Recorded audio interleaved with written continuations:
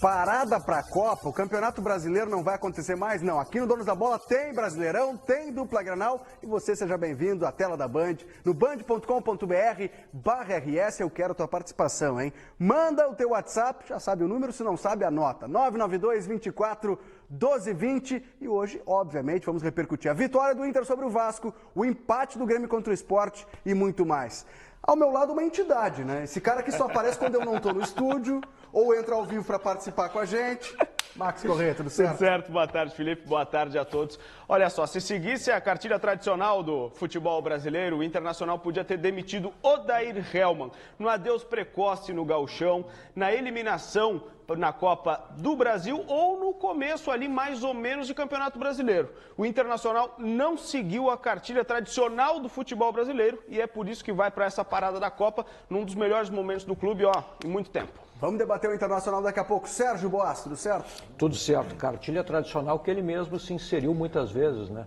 O Internacional. Diversas vezes. Mudou esse ano, né? Que bom. Então a gente tem que falar, a gente não pode ser só o teu oportunismo.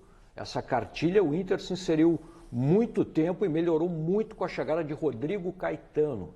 Presença fundamental no vestiário do Internacional, futebol de muito boa qualidade apresentado no jogo de ontem. Patrick está jogando demais, Vitor Cuesta, Nico Lopes, né? Um time organizado. Tu que é um nicolista assumido, foi dormir tranquilo ontem, Boas? Sim, porque o cara joga muito, Nico Lopes. Um time organizado, ele vai embora. Daniel Oliveira, tudo certo? Tudo tranquilo. Meu destaque é referente ao Internacional. Elogiável a efetividade do time ontem. Olha, o Inter com 100% ontem no jogo, hein? É verdade. Impressionante. E o nosso time está completo agora com Simon Bianchini na Central Band do Esporte. Fala, Simon. Fala, Felipe. Forte abraço a você, a todos que estão nos assistindo, para falar um pouco sobre a seleção brasileira que estreia domingo, 3 horas da tarde, contra a Suíça. Já que a Copa vai ser na Rússia, Guerra Fria, o Tite e a seleção brasileira estão preocupados com os drones. E a seleção montou um sistema antidrone. São 3 profissionais que ficam no entorno do local de onde a seleção estiver treinando, com um sistema preparado, inclusive, para desarmar e derrubar drones, para não deixar ninguém saber antes que a partida, a escalação seja anunciada sobre a seleção brasileira, viu? Espiões, KGB, isso aí já passou. Chega, né? Já derrubou o Muro de Berlim, segue o baile. Vamos falar de Internacional então, porque o Colorado recebeu ontem o Vasco da Gama no estádio Beira-Rio, que foi palco da Copa do Mundo há 4 anos. Ontem foi palco, quem sabe, da melhor apresentação do Inter no Brasileirão. Mascarado. Tem cara que pode. É só ser super-herói ou decidir um jogo. Hoje eu quis fazer de um jeito diferente e acabei colocando a máscara. No caso do Patrick, ele quis ser os dois. O Pantera Negra do Beira-Rio colocou as garras de fora já no comecinho do jogo. Se livrou da marcação e pifou o Nico Lopes, que usou do poder de uma perna esquerda calibrada para vencer Fernando Miguel. Herói que se preze anda bem acompanhado. E o jogo coletivo do Colorado se impôs ao Vasco. As chances foram surgindo. E se na tela do cinema os reflexos sobre-humanos do Pantera combatem a injustiça, nos gramados eles mandam a bola para o fundo da rede. Patrick, o Vingador Colorado, mascarou de vez. É um momento de extravasar e o importante é fazer o gol e trazer alegria para a torcida. Em noite de super-herói, Marcelo Lomba deu uma de vilão. Aceitou esse chute aí do Andrei. E o vascaíno quase repetiu a dose. Apareceu livre, mas errou o alvo. Quem também apareceu livre na área foi o zagueiro Victor Cuesta, que não vacilou. 3-1 para confirmar a boa fase e chegar à 4ª colocação, com uma série de 8 jogos de invencibilidade. Cumprimos, acho que um bom objetivo dessa primeira parte do Campeonato Brasileiro, desse primeiro terço. Cumprimos bem em termos de performance, de entendimento de ideia de jogo e de pontuação, que é o mais importante. Era o cenário que o Inter queria nesse break para a Copa do Mundo. E a julgar pela festa, o torcedor colorado vai ver a bola rolar na Rússia com saudade dessas últimas tardes e noites de Brasileirão aqui no Beira-Rio. A gente precisa voltar bem. Voltar bem é voltar forte, concentrado, para que a gente faça essa segunda parte do campeonato tão bem quanto agora. Para mim foi a melhor atuação do Inter no Campeonato Brasileiro, não sei se vocês concordam. Eu discordo. E ô Daniel, eu tô começando a me render, porque é o seguinte, acho que o Inter é uma bebida que a gente tem que aprender a degustar. Então eu tô aprendendo a degustar esse Internacional. Mas, cara, não é a bebida que eu mais gosto, não é, mas vou degustando. O problema é que tu foi pro museu do Paris Saint-Germain, do Barcelona, do Real Madrid e veio com exigência lá em cima. Pode ser. O que me chamou a atenção no jogo de ontem foi um Internacional efetivo. Isso é verdade. E olha, o Inter até tem mais qualidade para, inclusive, criar mais oportunidades contra esse time do Vasco, que é limitado. Mas em outros momentos o Internacional contra time limitado se complicava. Exato. Tem 3 situações do Inter que eu quero elogiar. Segundo tempo do jogo contra o São Paulo. O Inter adotou um jogo estratégico de defesa no primeiro tempo e viu que era possível jogar e fez isso no segundo tempo.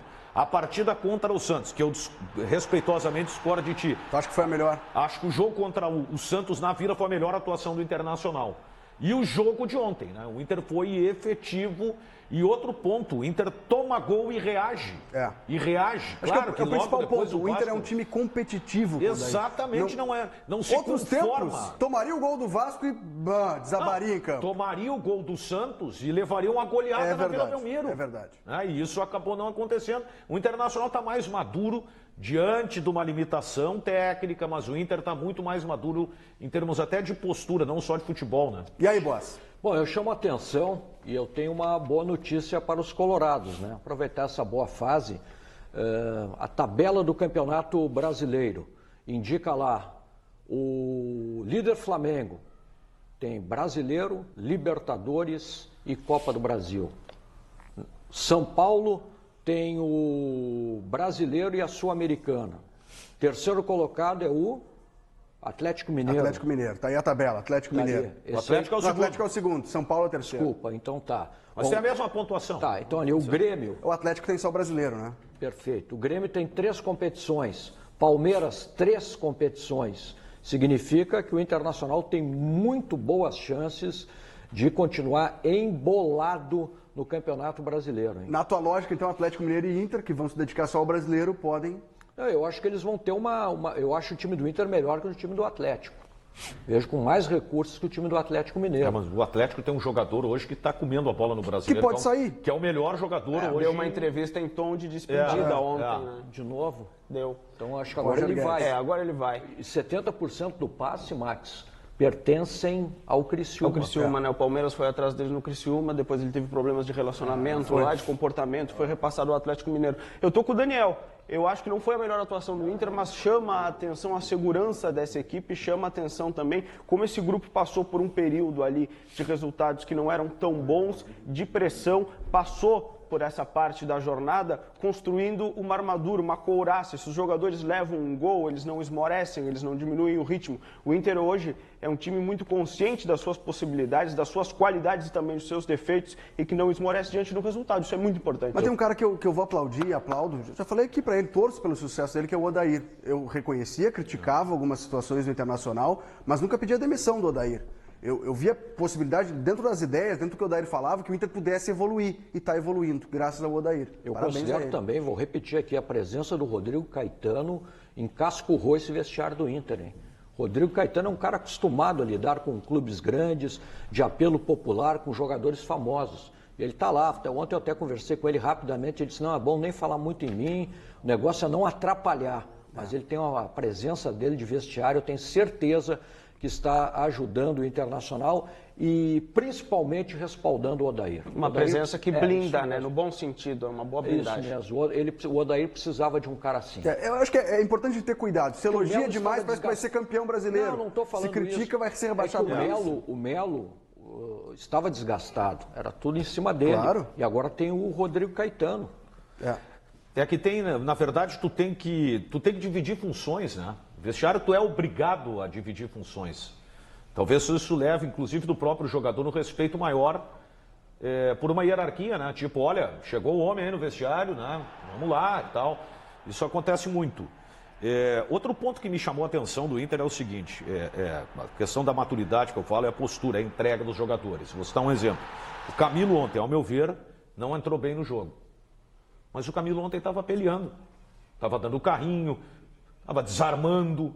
né? Então, as coisas elas vão dando certo, o momento é bom.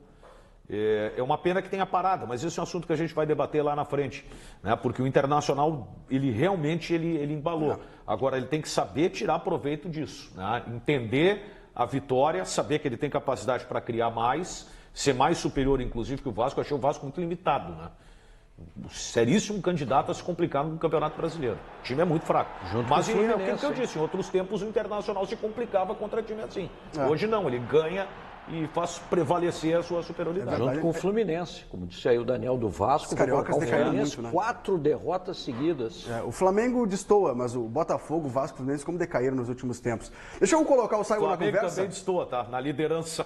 Não, o Flamengo destoa dos cariocas. A gente vai mesclando Copa do Mundo, Brasileirão, dupla Grenal, daqui a pouco vai falar de Grêmio. Simon Bianchini, dá um destaque da Central Band do Esporte. Deixa comigo porque quinta-feira nas redes sociais tem uma febre, hashtag TBT, que são as lembranças de quinta-feira. E o Jeromel fez uma postagem há pouco nas suas redes sociais, no Twitter, mencionando essa foto, trabalhe pelos seus sonhos. Jeromel, criança com a camisa de seleção brasileira, hoje já está nesse grupo para fazer a estreia, jogar uma Copa do Mundo, o zagueiro gremista. Bom, tem uma outra situação que comoveu todo mundo que gosta de futebol, foi a lesão do Salah. E o Salah está praticamente pronto para estrear e a torcida do Egito já está comparecendo lá na Rússia, fazendo muita festa. E o detalhe é o seguinte, o técnico do Egito disse o seguinte, que só um fato muito complicado pode tirar o Salah dessa estreia. O Egito estreia amanhã, às 9 horas no horário de Brasília, contra o Uruguai nessa Copa. Se lesione o Salah, né? Que consiga Inclusive jogar criaram aquela marchinha de carnaval, Salah, meu bom Salah. Nossa! A presença do Salah aí nesse primeiro jogo já me complica no bolão, eu não tava contando com ele. Tá, mas vamos pro papo sério. Matheus Dávila, por onde você anda, garoto? O Max Corrêa veio e tomou o teu lugar aqui, hein?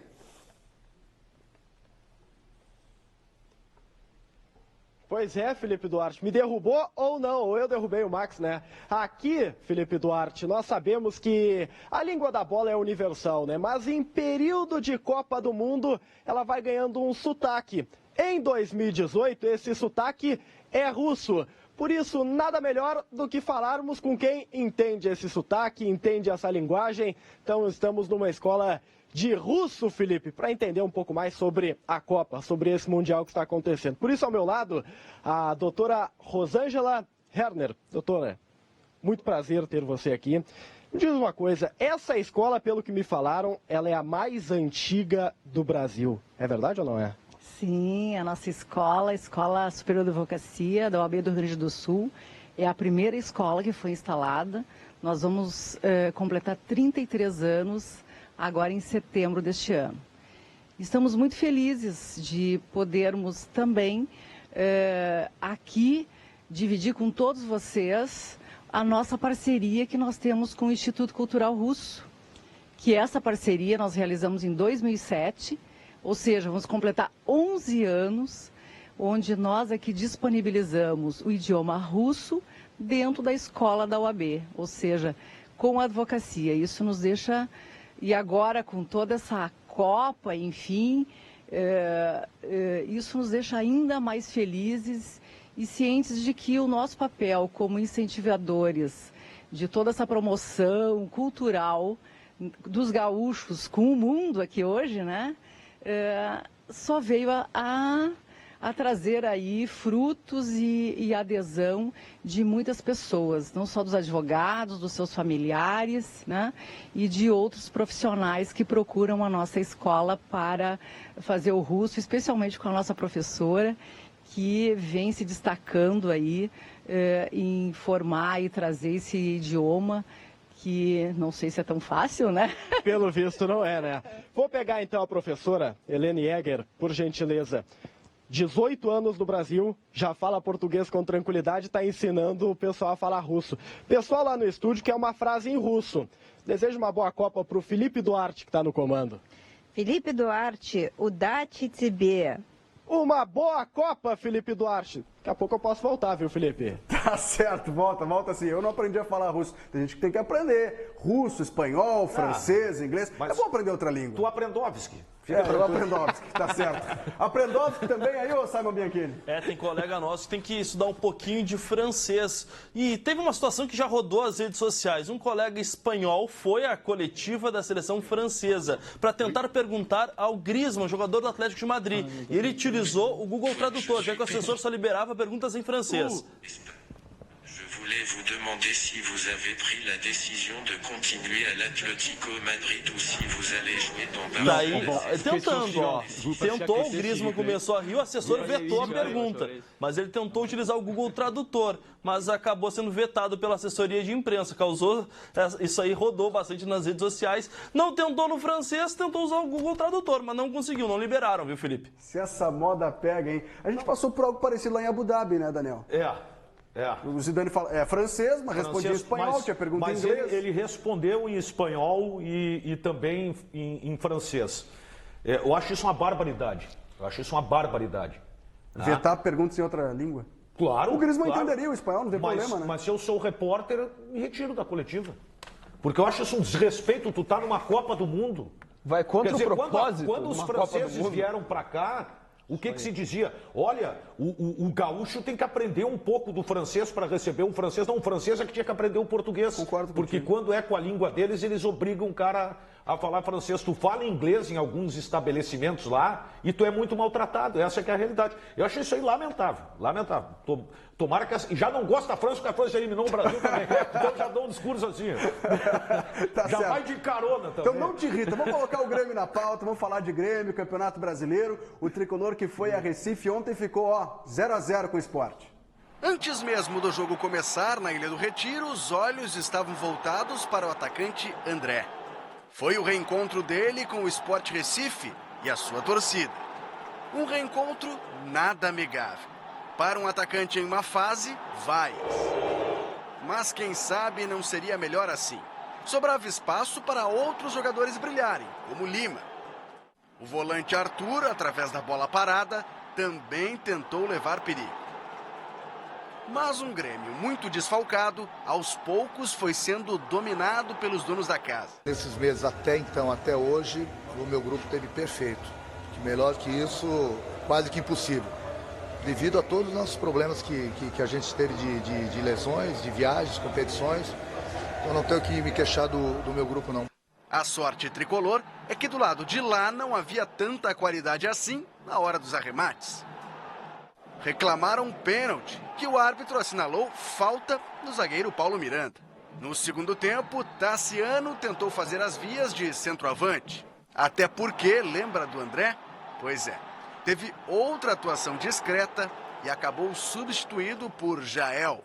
Falta de ritmo e não é fácil, volto a repetir, enfrentar o Sport aqui. E o desentrosamento, às vezes se corre um pouco mais no campo porque falta aquele entrosamento necessário. Se as coisas não funcionavam lá na frente, o jeito era se segurar atrás. O Grêmio termina essas 12 rodadas também com a melhor defesa, mesmo com todos os nossos problemas, um dos melhores ataques.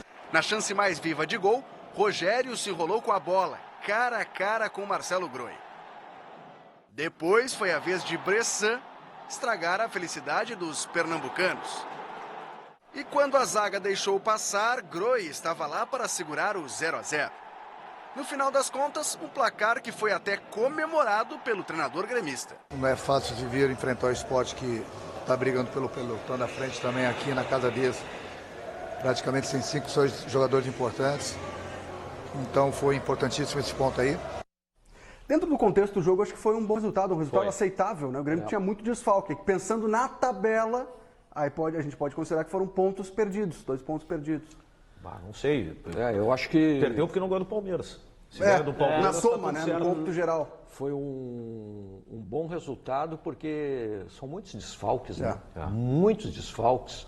E o problema do Grêmio são os 2 empates com o Atlético Paranaense e Fluminense na tabela. Né? Também. Esses dois empates aí, mas a campanha, de um modo geral, ela é dentro daquilo que estava planejado, né? Contra o Paraná fora também foi um resultado decepcionante. Mas eu tô nessa linha do ponto ganho. O Sport em Recife está longe de ser um adversário desprezível. e com a quantidade de desfalques que o Tricolor tinha, é ponto ganho. Mas tem algumas coisas no jogo, né, que, por exemplo, o Lima é jogador de meio de campo, o Lima não é jogador de lado, não adianta essa insistência. A gente vê que a questão até da movimentação ela é diferente, né? Tu precisa do algo mais, e um jogador mais adaptado por ali pode dar um retorno, né? O Tassiano é um jogador que vem chamando a atenção, né? Não é de agora. Mas claro, o empate pela circunstância, aí vão dizer, é choro, tá, mas não dá, cara, todo time com desfalques ele vai ter dificuldade, então é isso aí mesmo. Vamos responder aquela legenda que tá ali então na tela, ó. Grêmio fica atrás do Inter, na parada pra Copa o Inter acaba na frente do Grêmio. Vamos lá, nosso granalismo aqui, vamos lá, granalizando. Pra mim é surpreendente. Claro, tem a menor Se antes do campeonato alguém dissesse o Inter vai terminar na parada à frente do Grêmio, eu me surpreenderia. É surpreendente, mas eu não vejo nenhum problema. Nenhum problema. É surpreendente. Não acabou, né? Não acabou. E tomara que os dois continuem assim, né? A gente não precisa chegar aqui, um tá lá em cima e o outro lutando lá embaixo. Deixa ali os dois brigando, porque ao ficar mais acirrada a disputa, a exigência aumenta. O último campeonato brasileiro que eu lembro de ter os dois no topo foi 2006, que foi o ano que o Grêmio subiu, retornou da Série B, terminou em terceiro e o Inter em segundo. Eu acho que surpreende, mas é de fácil diagnóstico. O Inter conquistou vitórias importantíssimas fora de casa, por exemplo, contra o Santos. O Grêmio desperdiçou pontos em casa, os empates já citados pelo Daniel e pelo Sérgio. É surpresa. Pelo começo de campeonato do Inter, pela expectativa que se tinha em cima do Grêmio, é surpresa. Mas é de fácil diagnóstico. Tu sabe que eu já estou achando que isso não é mais uma surpresa. Claro, em relação ao que a gente projetava do Internacional, eu entendi a pergunta. Mas a tendência é que o Campeonato Brasileiro caminhe para isso. Para que os times que disputem apenas essa competição, até mais ou menos aquilo que disse o Sérgio, eles tenham uma campanha melhor no campeonato, né? E o Campeonato Brasileiro daqui a pouco pode ficar para trás em relação à qualidade de competição. Foi o caso do Corinthians ano passado, não foi? Foi o Corinthians. O Corinthians tinha Sul-Americano, mas depois passou no Brasileiro. Acreditando, né? Posso estar completamente enganado que o Grêmio vai levar o Campeonato Brasileiro, claro, de uma forma consciente para não correr riscos e até ter uma vaga de Libertadores garantida, mas ele vai mirar em uma das Copas. Isso aí já é assumido pelo próprio Renato. Vamos para o intervalo comercial, a gente já volta com mais destaques. Tem Copa do Mundo, Grêmio, Inter, Brasileiro, o que você quiser. Manda o vídeo e participa com a gente daqui a pouco.